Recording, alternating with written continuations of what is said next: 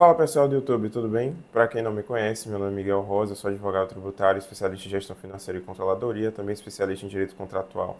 E hoje eu vou falar para vocês exatamente como você pode se alavancar em Bitcoin, né? Ou seja, ter algum tipo de recurso para conseguir mais capital para você estar ainda mais exposto em Bitcoin.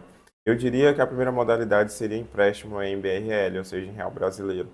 O 38, né, que é o Renato Moeda, ele sempre fala sobre isso, principalmente porque ele é concursado, ele tem aquela estabilidade do Estado, e exatamente devido a essa estabilidade ele consegue juros mais baratos na praça.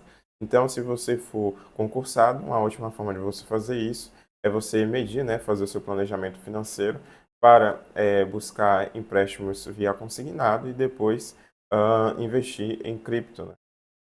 Outra forma seria por intermédio do Pix parcelado. A depender da quantidade de crédito que você possui, existem muitos bancos, principalmente digitais, como o Nubank, PicPay. Você pode fazer o Pix parcelado. Então, você faz o Pix para a corretora, né, ou se não para o seu P2P, e aí você divide aquele valor no cartão. Então, você consegue se alavancar por intermédio do crédito que você possui disponível. Vai haver juros, então é bom que você também faça o seu planejamento financeiro para garantir que de fato vale a pena você fazer esse investimento específico utilizando essa modalidade de alavancagem. A terceira forma seria você comprar a MicroStrategy. Então imagine que você não sabe operar futuros, né, ou contratos futuros, e aí você quer uma forma mais fácil, mais rápida, em que você simplesmente só clica em comprar e já foi. Então essa daí seria a ideia da MicroStrategy. Eu sei que a empresa já está disponível na B3, como também você pode investir diretamente no mercado americano, utilizando o Avenue ou se não qualquer outra corretora internacional, né? Por exemplo, a Test Trades, Interactive Brokers. Então, você pode passar dólares para lá e comprar ações da MicroStrategy. A MicroStrategy, ela possui uma estratégia em que ela busca empréstimos com juros zero no mercado e compra mais Bitcoin, né? Então, aí ela tem essa alavancagem patrimonial, às vezes de duas, três vezes o valor específico que ela possui de fato no banco.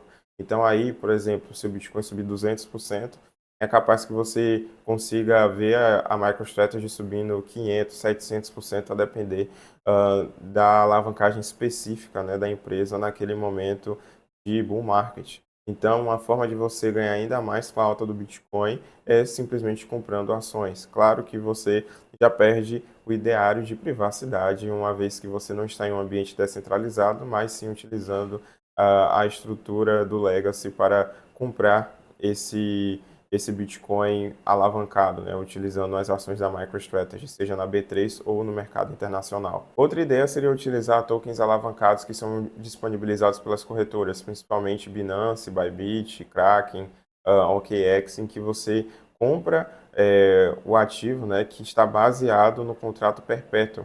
Então você vai ter ali de 2 a 4 vezes o long, né, de alavancagem. Também tem um token alavancado relacionado à queda, que se chama, por exemplo, Bitcoin Down, ao invés de ser Bitcoin Up.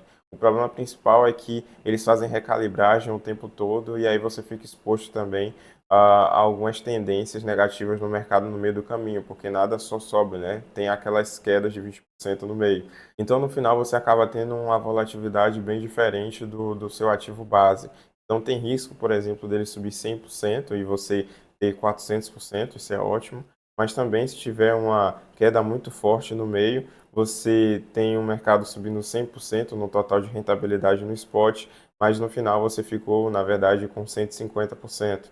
Então, aí a alavancagem não foi necessariamente de 3, 4, mas de 1,5, exatamente por causa dessa queda que deixou o preço do token alavancado divergente da volatilidade do ativo base.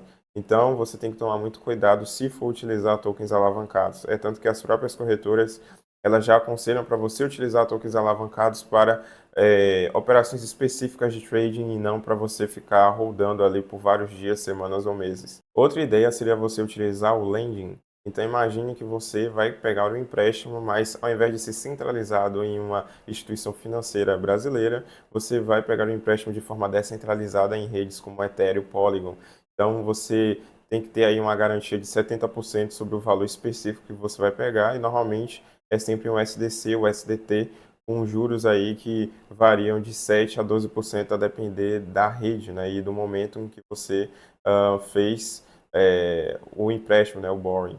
O risco maior é que se a sua dívida está em USDC ou USDT, embora com juros baixos, você tem o câmbio que está completamente desalinhado com as expectativas globais, uma vez que há desequilíbrio fiscal no governo. Então, se, por exemplo, o dólar subir mais 20% nos próximos meses e você tem aquele empréstimo em dólar, você acaba tendo aquilo também como uma forma indireta de juros. Então, eu diria que esse seria o disadvantage, né? Seria a desvantagem de você utilizar o dólar, o SDC, o SDT como ativo de empréstimo no lending.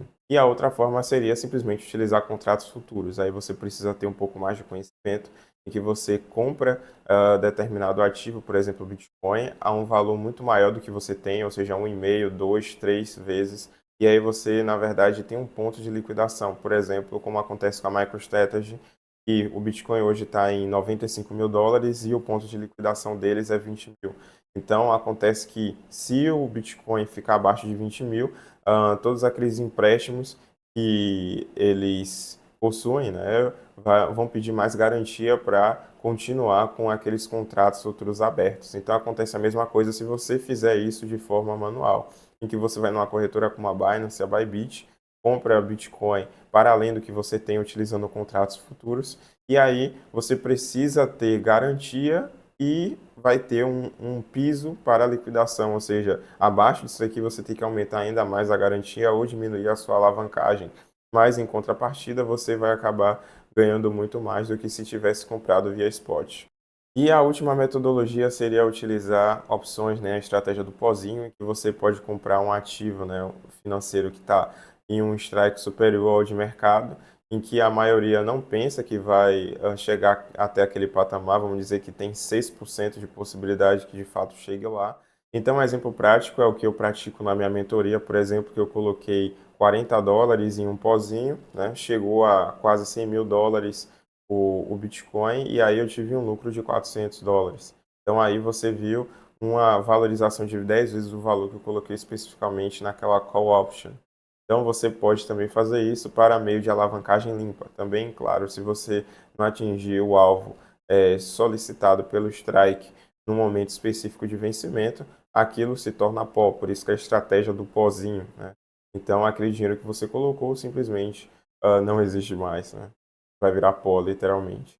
Então, você precisa ter também um alinhamento da sua estratégia financeira de quanto você vai colocar em conjunto com uma estratégia de gráfico, né? Uma análise técnica prévia para você ter uma noção de qual preço possivelmente o Bitcoin vai estar nas próximas semanas, meses. Então, se você quiser realmente aprender um desses métodos de alavancagens na prática, para que você vá do básico ao avançado, é só falar comigo no Telegram para a gente marcar uma consultoria, link na descrição. Enfim, se vocês gostaram do vídeo, não esqueçam de darem um like, de se inscrever no canal para acompanhar os próximos, comentarem suas dúvidas, complementações ou divergências. É isso aí, pessoal. Tamo junto. Esse é só o começo.